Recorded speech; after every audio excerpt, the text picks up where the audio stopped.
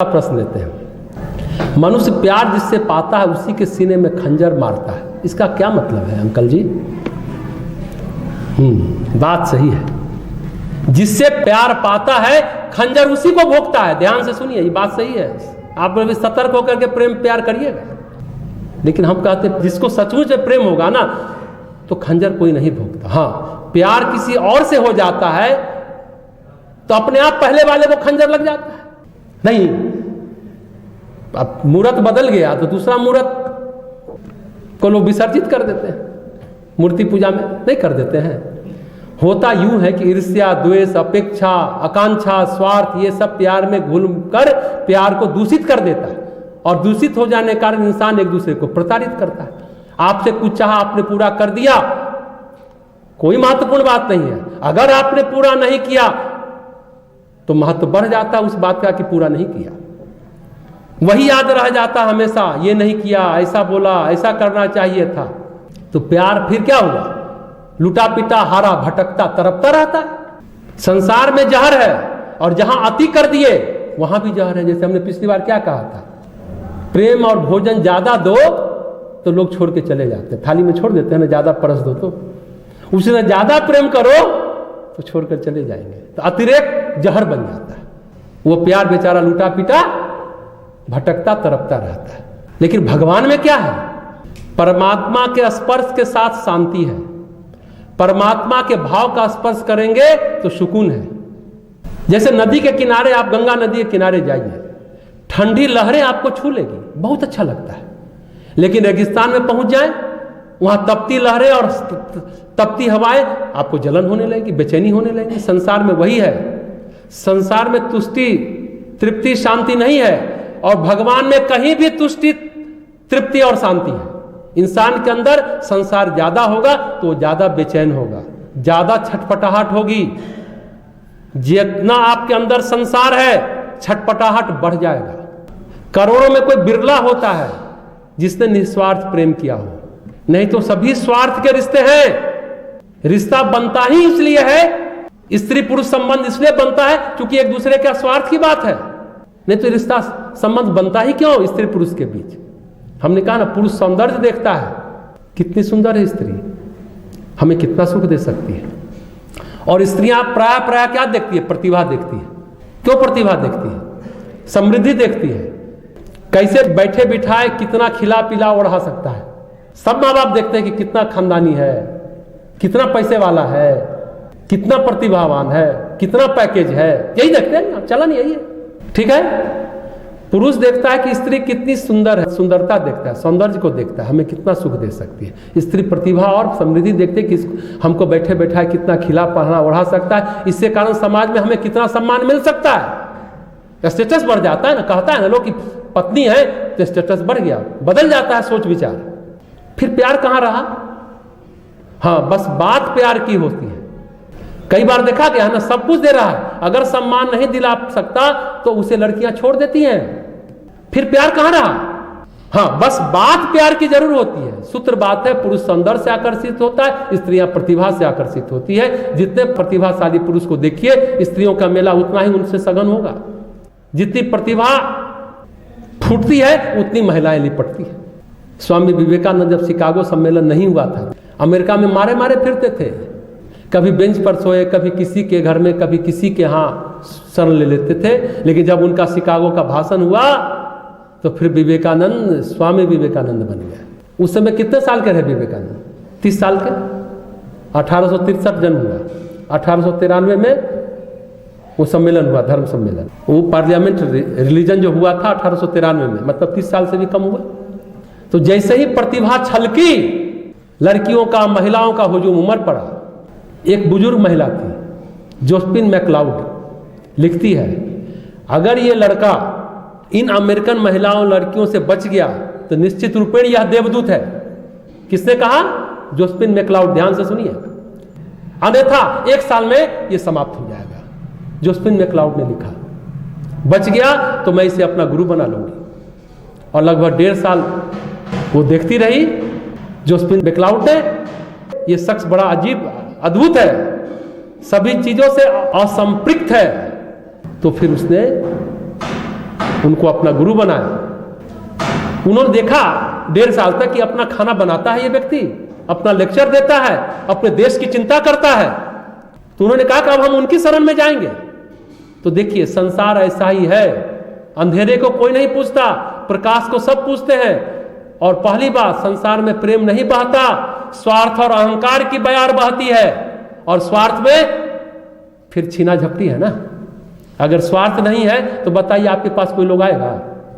आप किसी के लिए कुछ नहीं कर सकते, हो सकता है भले आपको कुछ नहीं चाहिए पर लोगों को आपसे बहुत कुछ चाहिए, तब आपके पास लोग आएंगे। अगर चाहत पूरी नहीं हुई या कम पूरी हुई तो लोग आपकी बुराई करते फिरेंगे, बदनाम करते फिरेंगे आपको। तो संसार है ही ऐसा, संसार यही है। खंजर भोंकने की बात जो कहते हैं ना, हम तो भगवान से ही मनाते हैं कि सबको इतना समर्थ बनाए कि अपनी रोटी कमा ले, आदमी अपने भाग्य को मैनेज कर ले, पूजा पाठ कर ले, इतनी समझ विकसित कर ले। भगवान इसकी समझ इतनी विकसित कर दो।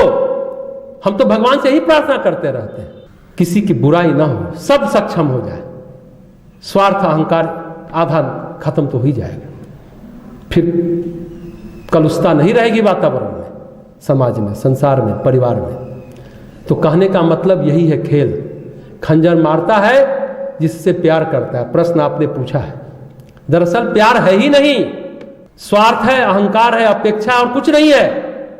अब एक बात कहते हैं, आपको हमें जहर पिलाना है, आप जहर कहे अरे जहर है पी लो, तो पीजिएगा? बताइए कोई पिएगा जहर? नहीं पिएगा। आपको जहर पिलाना है हमको, आप कहे कि जहर है पी लो, नहीं पीजिएगा। और कहे कि अरे अरुण जी बहुत अच्छा दूध है, बहुत मलाई मार के दिया गया है, और उसमें जहर घोल दे, बहुत बढ़िया है दूध, फिर क्या कीजिएगा? पी लीजिएगा, भले उसमें जहर मिला रखा हो। समझ में आई बात?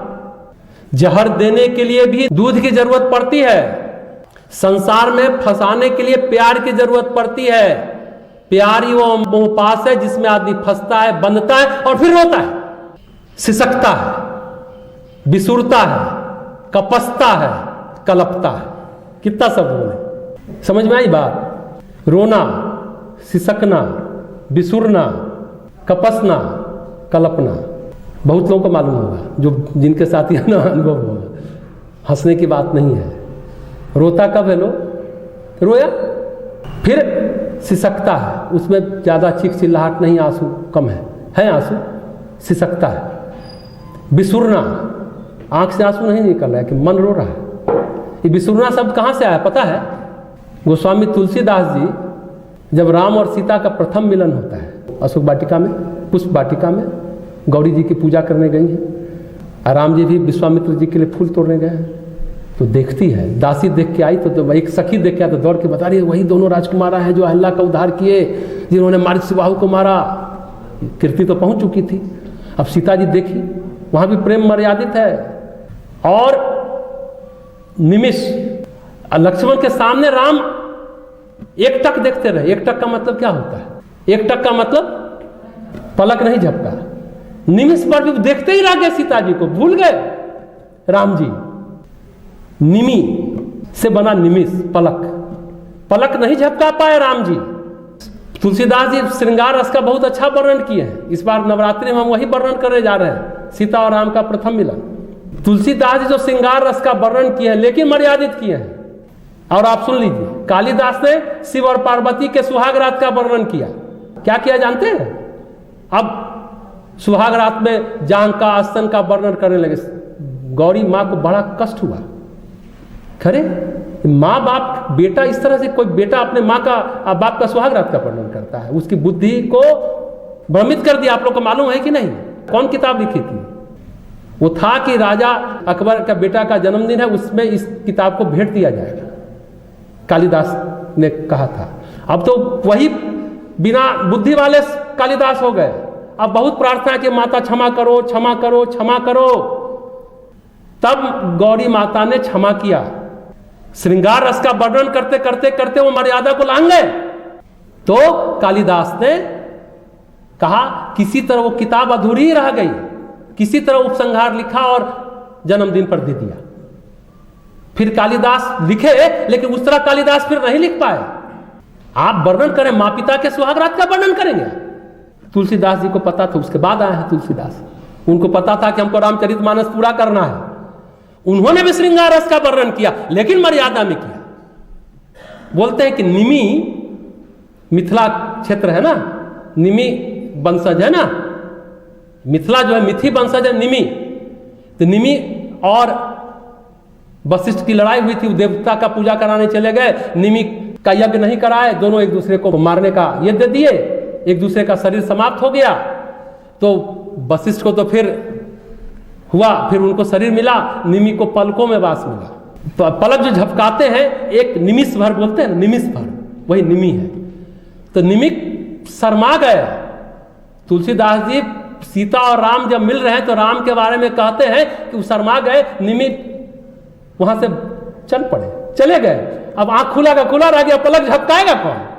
क्या अद्भुत चित्रण है। आप सोचिए श्रृंगार रस का तुलसीदास जी कितना बढ़िया चित्रण कर रहे हैं। चर्चा करेंगे पूरा डिटेल में, अभी उसमें न जाए। हाँ, तो हम बोल रहे थे बिसुरना। ये बिसुरना सब सबसे पहले गोस्वामी तुलसीदास जी ने उस पर किया, रोना सिसुकना। अब सीता जी बिसुर गई। अब सखी हैं, उनको पता है कि ये सुंदर बालक मोहित हो गई कि हमको इसको पाना है, और पता है कि शिव जी का धनुष ये तोड़ नहीं पाएंगे। मेरे पिता ने तो प्रण ले लिया है कि जो शिव जी का धनुष तोड़ेगा वही स्वयंवर में सीता का वरण करेगा। पता नहीं तोड़ पाएंगे कि नहीं तोड़ पाएंगे। तो बिसुरती है। अब सखी के सामने तो ढार मार कर रो नहीं सकती कि पता नहीं हमको मिलेगा कि नहीं मिलेगा, इतना प्रेम हो गया सीता जी को। तो वही बिसुरना। ऊपर से सामान्य दिखता है, रोना सिसकना बिसुरना, अंदर से रोता है। फिर है कपसना। कपसना में अकल्पना में, दोनों में तरफ आ जाती है। तरफता जब व्यक्ति है तो वही कपसता है। कपस तोड़कर एक दिन निकल आएंगे, है ना, मेरे साथियां तू होना ना जुदा, मेरे दोस्त, ये किस्सा करके गाना है ना दोस्ताना फिल्म का, उसे कपस शब्द है। रोने के भी कितने प्रकार हो गए, रोना सिसकना बिसुरना। बिसरना नहीं, भूलना, वो बिसरना है, बिसुरना। गोस्वामी तुलसीदास जी कहते हैं, बालकांड में है, 233-34 दोहा होगा, चौपाई होगी उसमें, बालकांड में है। रोना सिसकना बिसुरना कपसना और कल्पना। चलिए हो गया। तो हम बता रहे थे संसार में प्यार की जरूरत होती है फंसाने के लिए। प्यार ही वो मोह पास है जिसमें आदमी फंसता है, बंधता है, फिर रोता है, सिसकता है, बिसुरता है, कपसता है और कलपता है। बहेली की तरह जाल बिठाता है, फिर फरफराता रहता है, तरपता रहता है पंछी। तो संसार में प्यार नहीं है।